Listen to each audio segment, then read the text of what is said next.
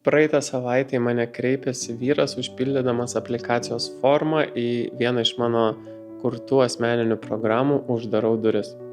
Tai ši programa skirta žmonėm pilnai uždaryti santykius su buvusiais partneriais arba padėti jiem išeiti iš esamų santykių, kurie jau nuėjo savo kelią. Ir šiandien gaunu žinutę iš šio žmogaus, jog jis pasirinko keliauti su psichologo pagalba.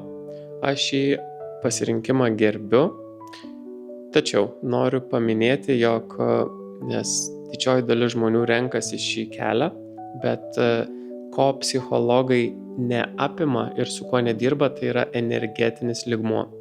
Dažnai žmonės atėję į šią programą skundžiasi, jog jie jaučia destruktyves mintis, jie jaučia negatyvą siunčiamą iš kito žmogaus, o tai dažnas variantas, kuomet santykiai subyra. Žmonės jaučia nesąmoningą prisirišimą, nors to žmogaus jau nebėra erdvėje.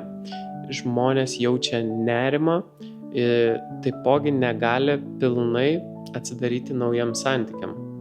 Ir nesvarbu, kiek laiko praėjo nuo santykių pabaigos, jeigu mes esame energetiškai susijungę su kitu žmogum, mes niekaip negalėsim atsidaryti naujam ryšiui. Jeigu jauti kvietimą, jeigu nori patyrinėti, kaip efektyviai per 3 savaitės galima uždaryti pilnai šį procesą, parašyk man žodį uždarau ir atsiųsiu tau visą informaciją.